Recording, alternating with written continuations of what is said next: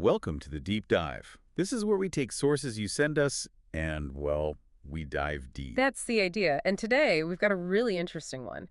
A listener sent an article about a potential hidden gem in a very famous songwriter's work. Yeah, it looks like we're zeroing in on what might be the only, and I mean only, explicitly patriotic song by Cole Porter. Right. Cole Porter, you think sophisticated, urbane, maybe a bit cynical, lots of clever wordplay, that kind of European flair. Exactly. Not necessarily flag-waving patriotism is the main theme.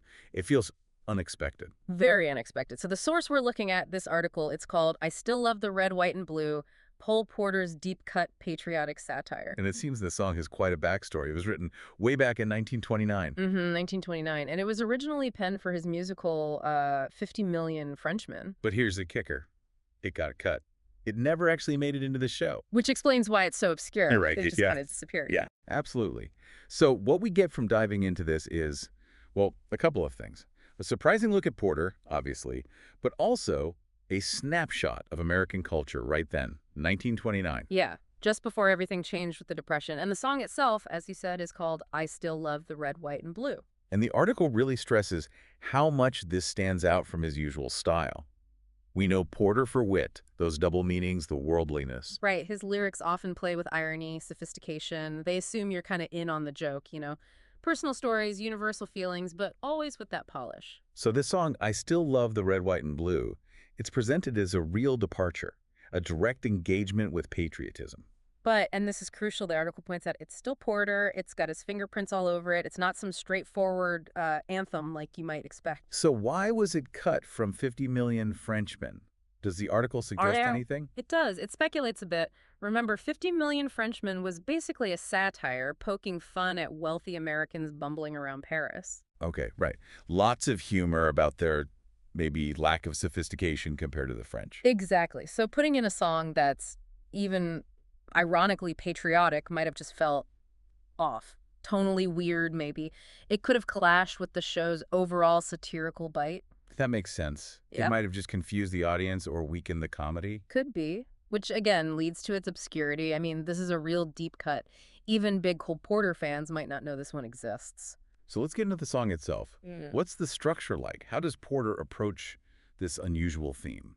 Well, according to the source, it's pretty straightforward structurally. 2 main verses, 2 choruses. And the core is that repeating line, I still love the red, white, and blue. Okay. And it's sung by a specific character. Yes, that's noted too. It's from the perspective of a pure American girl of 37. So immediately you have a particular voice, a specific persona delivering these lines. And even though it's patriotic, you're saying his usual style still comes through. The humor, the irony. Oh, absolutely. The article really emphasizes that. He uses his typical witty phrasing, but applies it to patriotism. It suggests he kind of subverts the standard patriotic cliches by putting them in these funny, almost cosmopolitan situations. Like what kind of situations? Well, the setup for the first verse is brilliant. You have this American woman, our narrator, apparently stuck in some kind of Bolshevik meeting. Wow, okay, so communists, revolutionary. Exactly. Red flags waving, all that. And her reaction isn't political debate. It's this personal, almost stubborn declaration of her love for America. That contrast is pretty sharp, especially thinking of the era, the post-World War I Red Scare. Precisely. It taps right into that cultural anxiety, but her defiance isn't ideological, it's cultural. It's almost performed. Performed how? What do the lyrics actually say there? This is where it gets really fun. In that first verse, she has this amazing line, I must be a cross between Betsy Ross and George M. Cohan. Okay, let's unpack that. Betsy Ross, the flag, right? Yeah. Foundational American symbol. Almost mythical. Right. And George M. Cohan, Mr. Broadway, Yankee Doodle Dandy, you're a grand old flag. Pure showmanship, pure American entertainment. So it's mixing deep history with, well, showbiz flair. Exactly. It suggests her patriotism is tied up in this whole cultural package, symbols, history, and entertainment. It's not just about politics. That's a really insightful way to frame it. What else is in that first verse? Then she launches into this incredible list of names. You get the big historical figures, Washington, Jefferson, Lincoln, Monroe, sort of the Mount Rushmore types. The standard historical pillars, okay. But then, interestingly, it shifts. She lists poets. Longfellow, Whittier, Bryant, Poe. Literary figures. Why them?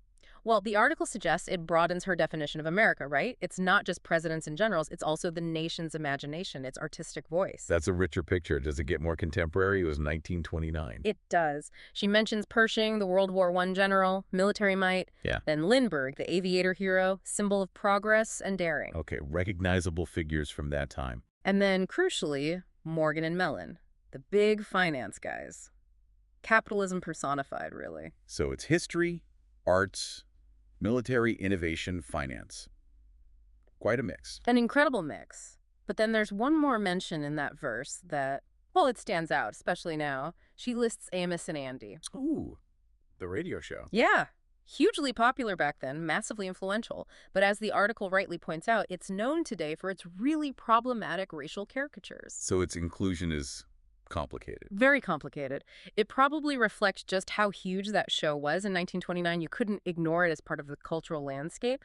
But it also forces you, the listener, to grapple with the uncomfortable parts of the American culture she's loving. It wasn't an idealized version. It grounds it in the reality of the time, warts and all. Exactly. And then the chorus comes in after all that. She repeats, I still love the red, white, and blue. Acknowledges people might think she's funny or odd for it, but insists it's real and connects it back to all those figures she just named. Okay, so that's verse 1 and chorus 1. What about the second verse? Verse 2 keeps that witty tone going. There's a great bit about transatlantic tension. She mentions potentially dating Lord Mountbatten. British royalty. Right, but she says she'd rather have a date with old Manhattan. It's this very clear preference for American, specifically New York, urban energy over European nobility. Very Porter-esque, that kind of comparison. Totally. And then there's this fantastic kind of throwaway line, had that bimbo Columbus missed his boat. Whoa, okay, Bimbo Columbus, that's something. Isn't it? It's funny, irreverent, but also maybe a tiny, almost subconscious nod to the messy origins of it all. Very Cole Porter. What else does she list in this verse as things she loves? It's another fascinating list. First, natural disasters. Cyclones, prairie fires, earthquakes, floods. The raw, maybe dangerous power of the American landscape. Interesting. Not typically things you put in a patriotic song. Not at all. And then right after that, specific brand names. Lucky's, Chesterfields, Camels, and Spuds. Cigarettes and potatoes. Spuds meaning potatoes. Yeah, slang for potatoes. So it's grounding her feelings in everyday consumer culture of the 20s. Very specific, very tangible things. It's a wild mix. Nature's fury and brand name cigarettes. But wait, it gets even better. The next line is, grifters and grafters, con men and gunmen, and men I've been married to. Okay, wow. That's brutally honest and funny. Right. It's acknowledging the dark side, the corruption, the crime, even her own potentially messy personal life, all rolled into this American experience she claims to love. So it's patriotism with eyes wide open. No illusions. Precisely. And after listing all that, the good, the bad, the ugly, the chorus comes back again. I still love the red, white, and blue, even if, as she says this time, people here think it's crazy. Her choice is made. So the core idea here, according to the article, is this very specific kind of patriotism, defined through culture, good and bad. Yeah, that seems to be the main argument. It's not about abstract ideals like liberty or justice in the way, say, God bless America is. It's about loving this specific, messy, contradictory collection of American things, people, and experiences. It feels more cultural, more performed, like you said earlier, than purely political. Exactly. And that balance between the satirical edge and what seems like genuine, albeit unconventional, affection is key. She sees the flaws, the absurdity, even her own complicated relationship with it all, but the loyalty remains. Which the article suggests makes it a more maybe adult or nuanced take on patriotism than simple flag waving. It allows for complexity. And the humor is doing a lot of work there, isn't it? Absolutely. Porter's wit lets him make these points without sounding preachy or sentimental. It kind of disarms you, lets you chuckle at the contradictions, but still sense that underlying fondness. That blend of irony and sincerity, maybe that's what gives it lasting power, even if it was obscure.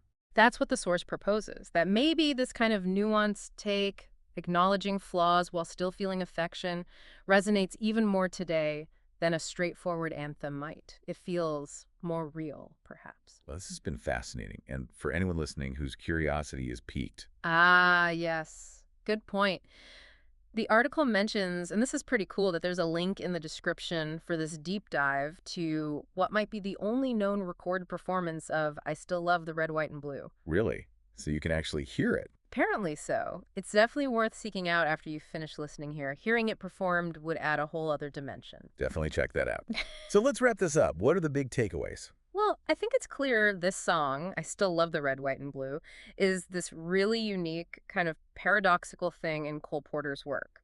A patriotic song, but done entirely on his own ironic, witty terms. And its history, written in 29, cut from 50 Million Frenchmen, Yeah. basically lost for years, just adds to the fascination. Right, and the lyrics themselves are just packed with these specific 1929 cultural references, the names, the brands, the events, offering this incredible snapshot of American identity at that moment. It really functions as a kind of cultural document, doesn't it? Yeah. Especially thinking about the U.S. heading towards its 250th anniversary soon. Absolutely. Makes you think, how does that mix of irony and affection sit with how people view patriotism today? Loving a country, flaws and all. That's a great question to leave people with. What does it mean to love a complex place with its messy realities? Definitely something to chew on. Yeah. And it encourages you to maybe explore more Porter or just the vibe of the late 1920s and, of course, listen to the song. Couldn't agree more. Thanks for joining us for this deep dive.